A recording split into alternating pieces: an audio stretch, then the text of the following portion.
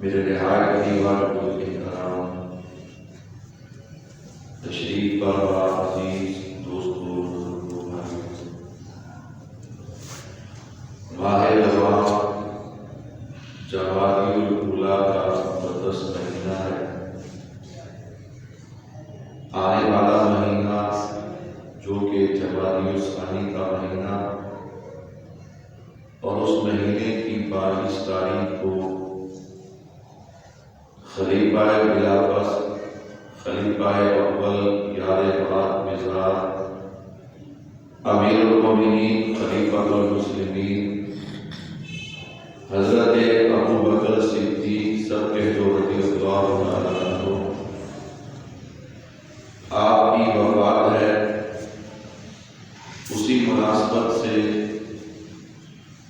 آج کے جمعہ سے میں آپ حضرات کے سامنے سیدنا صدیق اکبر رضی اللہ عنہ کے فضائل مناقب قسمت کے حوالے سے گفتگو کا آغاز کر رہا ہوں۔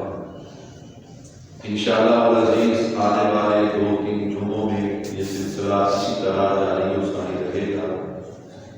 اللہ سے دعا ہے کہ سننے سنانے کے بعد اللہ ہم سب کو سیدنا صدیق اکبر رضی اللہ عنہ کے نقش قدم پر چلنے کی توفیق عطا فرمائے۔ انشاءاللہ العزیز سیدنا صدیق اکبر رضی اللہ عنہ کے فضائل اور ان کے فضائل کے ساتھ ساتھ دیگر حضرات صحابہ کرام کے فضائل اور ساتھ ساتھ پھر عقائد اور نظریات اور مسائل کے بارے میں اللہ سے دعا ہے کہ اللہ مجھے ان ساری چیزوں پر شرح صدر کے ساتھ گفتگو کرنے کی توفیق عطا فرمائے۔ سیدنا صدیق اکبر رضی اللہ تعالیٰ عنہ کی عظمت، شان اور اس کو قیادت حسین پیش کرنے کے لیے میں نے اس عنوان کا انتخاب کیا ہے۔ وہ عنوان نہایت ہی خوبصورت ہے، اور وہ عنوان کیا ہے کہ سب سے بڑی نیکی اور سب سے بڑی نعمت سیدنا صدیق اکبر کے حصے میں ہے۔ کرو سبحان اللہ۔ سب سے بڑی نیکی اور سب سے بڑی نعمت سیدنا صدیق اکبر رضی اللہ تعالیٰ عنہ کے حصے میں کیسے آئی، میں انشاءاللہ اس بات کو کھولوں گا۔ آپ حضرات کا ایمان بھی تازہ ہوگا، معلومات میں اضافہ بھی ہوگا۔ آغاز میں ایک بات ذہن میں رکھیے گا، حضرات صحابہ کرام یہ تاریخی شخصیات نہیں بلکہ قرآنی شخصیات ہیں۔ کیا مطلب؟ ہر کسی کی سیرت کو دیکھنے کے لیے ایک معیار ہوتا ہے۔ یاد رکھیے گا، حضرات صحابہ کرام کی سیرت پڑھنے سمجھنے کے لیے ہمیں تاریخ کی ضرورت نہیں ہے، ہمیں دو چیزوں کی ضرورت ہے۔ وہ دو چیزیں کون سی ہیں؟ نمبر ایک اللہ کا کلام چاہیے، نمبر دو میرے محبوب کا فرمان چاہیے۔ میں یہاں پر بات کھل کے کہنا چاہتا ہوں، دنیا میں جو بندہ کسی کی سیرت بیان کرتا ہے اس بندے کو معتبر سمجھا جاتا ہے۔ تو اس سیرت جس کی بیان کی جا رہی ہے اس کا تعارف بھی اسے ہو، اس کی معلومات بھی اسے ہو، ان کے حالات و واقعات کا بھی اسے علم ہو۔ اور ایک بندہ کسی کی سیرت لکھنے بیٹھے، کسی کی سیرت کو بیان کرنے بیٹھے، جس کی سیرت بیان کر رہا ہے اس کی معلومات ہی نہ ہو، ان کے دن رات اخلاق و کردار کا پتہ ہی نہ ہو، تو یہ لکھنے والا کیا لکھے گا؟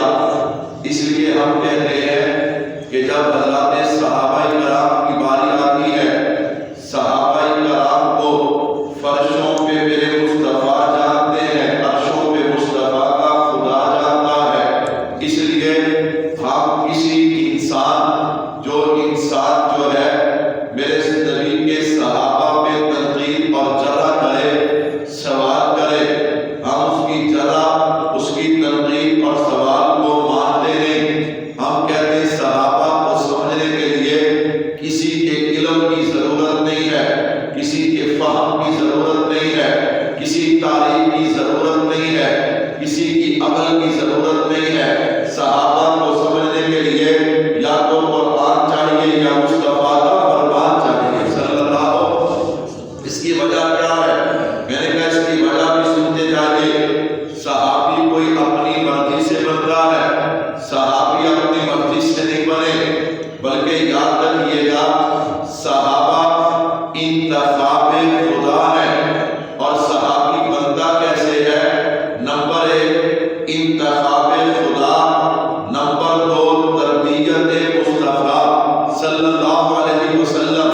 یہ دونوں چیزیں جمع ہوں تو پھر صحابی بنتا ہے۔ صحابہ کرام کی جماعت جو ہے وہ انتخاب خدا ہے۔ اللہ اکبر۔ دنیا کے اندر میں اور آپ گھڑی خریدتے ہیں، موبائل خریدتے ہیں، کوئی کپڑا خریدتے ہیں، ہمارے سامنے 20 قسم کے موبائل آ گئے، 20 قسم کی گھڑیاں آ گئی، 20 قسم کے کپڑے آ گئے۔ ہم نے ان میں سے ایک کا انتخاب کیا۔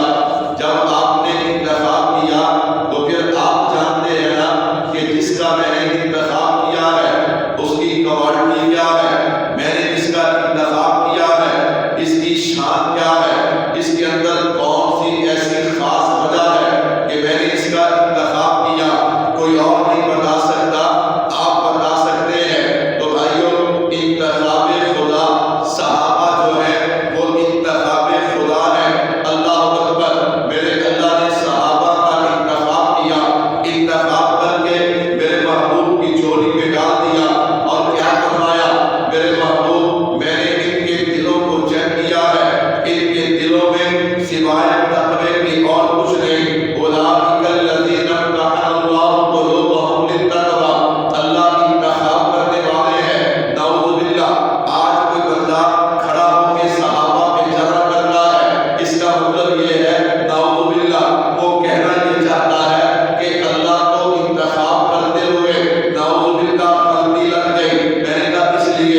ہم کسی اہل خیر کی نہیں سنتے، ہم کہتے ہیں کہ جس نے انتخاب کیا ہے وہ خود بھی بے مثال ہے، جس ہستی کے لیے کیا ہے وہ بھی بے مثال ہے، اور جن کا کیا ہے وہ بھی بے مثال ہے، وہ بھی کیا ہے؟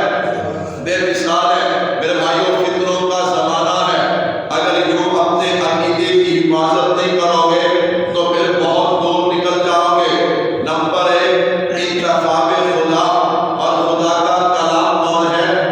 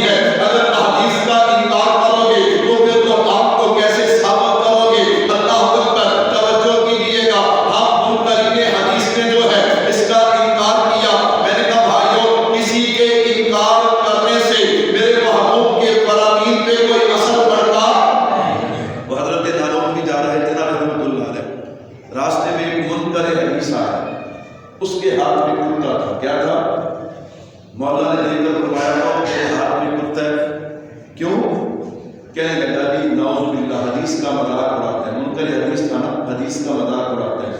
کہتے ہیں تسی مولوی کہتے ہو حدیث پاک میں آیا ہے کہ جس جگہ پہ کتا اور تصویر ہو وہاں اللہ کا فرشتہ نہیں آتا. پھر کہتا جی میں نے ساتھ کتا رکھا ہوا ہے تاکہ نہ فرشتہ آئے گا نہ مجھے موت آئے گی نہ مجھے حضرت مجھے موت تو ضرور آئے گی. اس نے کہا کہ وہ کیسے؟ فرمایا جو فرشتہ اس کتے کی روح نکالنے آئے گا وہ تیری بھی نکال کے لے لے گا. تیری بھی کیا ہے جدہ نہ چپیٹ. اللہ اکبر. تو میرے بھائیو انکار کرنے والوں کو موقع مل گیا. یہ 5 10 15 یہ کیا ہوا؟ ایک صحابی کہتے ہیں 5 بار مبارک, ایک کہتے ہیں 15. علامہ کرمانی رحمت اللہ علیہ آئے, انہوں نے کہا چلو احادیث کی سند چیک کرتے ہیں. اب ذرا توجہ رکھنا, میں اپنے نبی کا حسن بتا رہا تھا, چہرہ انور جس کو ایمان کی حالت میں دیکھنا سب سے بڑی عبادت ہے. میں اس چہرے کا تھوڑا سا نقشہ بیان کر رہا تھا. دندان مبارک کے بعد اب ذرا میرے محبوب کی داڑھی مبارک کو دیکھنا. اللہ اکبر.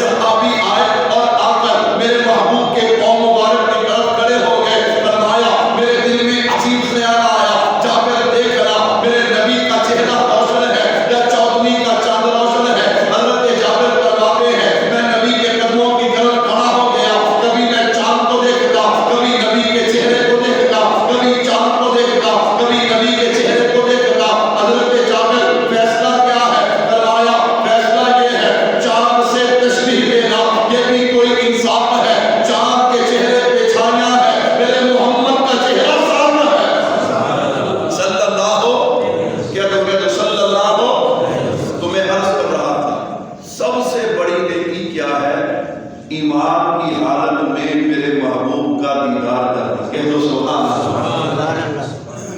ایمان کی حالت میں میرے محبوب کا دیدار کرنا. سنو میرے بھائیوں، میرے نبی کا دیدار کیا ہے؟ اب عقیدہ سنیے. ان شان الصحبت لا يعدله شيء في الارض ولا في السماء.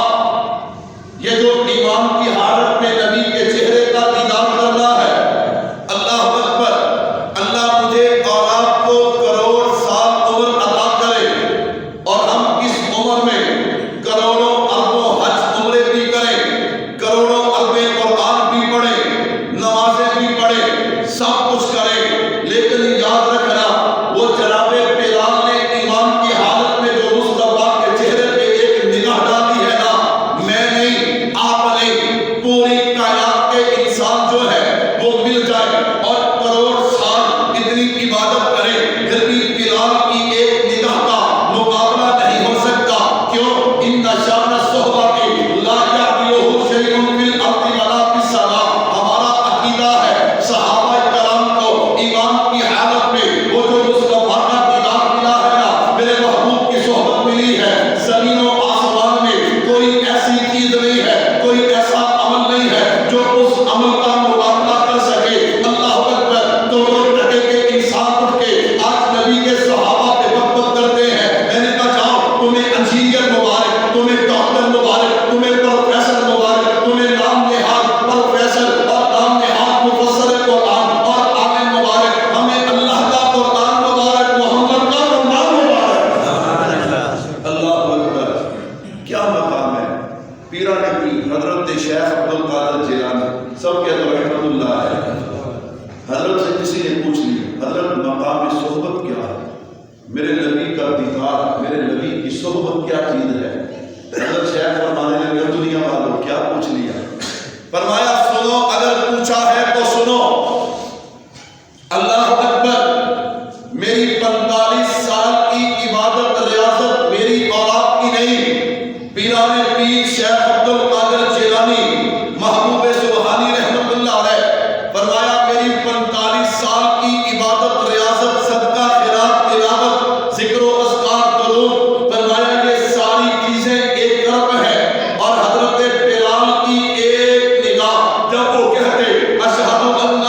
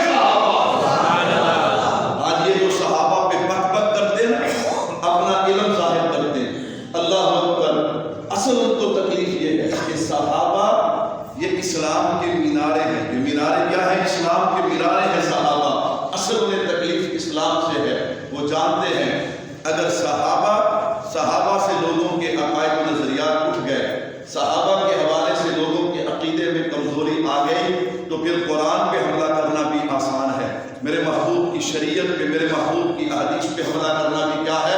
سنو میرے بھائیو، اللہ اکبر، بچ جاؤ جو نبی اور صحابہ کا، اہل بیت، نبی کے صحابہ اور اہل بیت کا دشمن اور بے ادب اور گستاخ ہے، وہ کبھی ہمارا رہبر اور رہنما ہو سکتا؟ سارے نہیں بولتے ہو سکتا؟ وہ کسی بھی رنگ میں ہے، کسی بھی روپ میں ہے۔ اللہ اکبر، اللہ اکبر۔ یاد رکھیے گا، جو نبی کے صحابہ پہ 1450 سال کے بعد تحقیق کرے، ہم کہتے ہیں تو بھی دفع، تیری تحقیق بھی دفع، ہمیں قرآن کافی ہے یا مصطفیٰ کا فرمان کافی ہے؟ کہہ دو بے شک۔ تو بھائیوں، میں عرض کر رہا تھا، سب سے بڑی نیکی، اللہ اکبر، ایمان کے بعد میرے محبوب کا دیدار کرنا ہے، میرے محبوب کی زیارت کرنی ہے۔ اور میرا عنوان تھا کہ سب سے بڑی نیکی سیدنا صدیق اکبر کے حصے میں سب سے پہلے آئی، ایمان کے بعد میرے نبی کا دیدار، یہ سب سے بڑی نیکی ہے۔ اور سب سے پہلے اسلام قبول کیا تو حضرت ابو بکر صدیق رضی اللہ تعالیٰ عنہ نے کیا، اسلام قبول کیا۔ اسلام قبول کرنے کے بعد، ایمان لانے کے بعد، سب سے پہلے میرے نبی کے چہرے کا دیدار کیا ہے تو کس نے کیا ہے؟ حضرت ابو بکر صدیق رضی اللہ تعالیٰ عنہ نے کیا ہے۔ اللہ اکبر۔ اس لیے تو میں نے عرض کیا نا، کیسا شان ہے سیدنا صدیق اکبر کا کہ سب سے بڑی نیکی جو ہے وہ سب سے پہلے جس ہستی کے حصے میں آئی ہے اسے ابو بکر صدیق کہا جاتا ہے۔ کیا کہا جاتا ہے؟ میں اور آپ نیکیاں کرتے ہیں، کیا کرتے ہیں؟ کرتے کہ نہیں کرتے؟ بولو یار، کرتے ہو تو پھر بولنا چاہیے، کرتے کہ نہیں کرتے؟ اپنے زور سے کرتے، اللہ کی توفیق سے کرتے؟ بولتے ہیں کس کی توفیق سے کرتے ہیں؟ تو صدیق اکبر کو جو سب سے بڑی نیکی سب سے پہلے ملی ہے، اس کی توفیق سے ملی ہے۔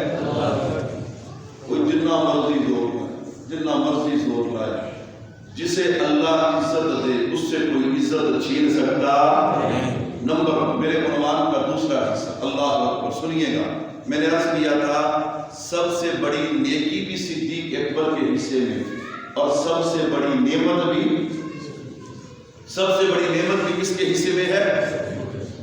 آپ کہیں گے مولوی صاحب اب نعمت کا کیا مطلب؟ 5-7 منٹ باقی ہیں، ذرا سنیے گا میرے بھائیو۔ انشاءاللہ میں بھی جنت جاؤں گا، آپ بھی جنت جائیں گے۔ میں تو انشاءاللہ کہہ دیا، شاید جنہوں کو یقین ہو تو کون ہے انشاءاللہ؟ بندہ اپنے فائدے سے تو بولے گا اللہ اکبر، انشاءاللہ کہو گے میرا کوئی فائدہ نہیں ہوگا، اجر پھر تمہیں ملے گا انشاءاللہ۔ اللہ اکبر، اللہ اکبر۔ سنو ذرا، جنت میں جائیں گے، اب جنت میں جو اللہ کی نعمتیں ہمیں ملے گی، وَلَكُمْ فِيهَا مَا تَشْتَهِي أَنفُسُكُمْ وَلَكُمْ فِيهَا مَا تَدَّعُونَ۔ اب تشریح کا وقت نہیں، نعمتیں ایسی نعمتیں، بندہ جو سوچتا جائے گا، جو خیال آتا جائے گا، وہاں ملتا جائے گا۔ جنت کس چیز کا نام ہے؟ این جوانی، کبھی بیماری نہیں، کبھی کوئی پریشانی نہیں، کبھی کوئی ٹینشن نہیں۔ اللہ اکبر، ایسی میرے اللہ کی جنت ہے، قربان جاؤ۔ توجہ کیجئے گا، جنتی جنت میں ہوں گے، ایک دن میرے اللہ فرمائیں گے او جنتیوں، جنتی کہیں گے اللہ حاضر، سب بھلائیاں آپ کے لیے، سب عظمتیں آپ کے لیے، سب رفعتیں آپ کے لیے۔ اللہ فرمائیں گے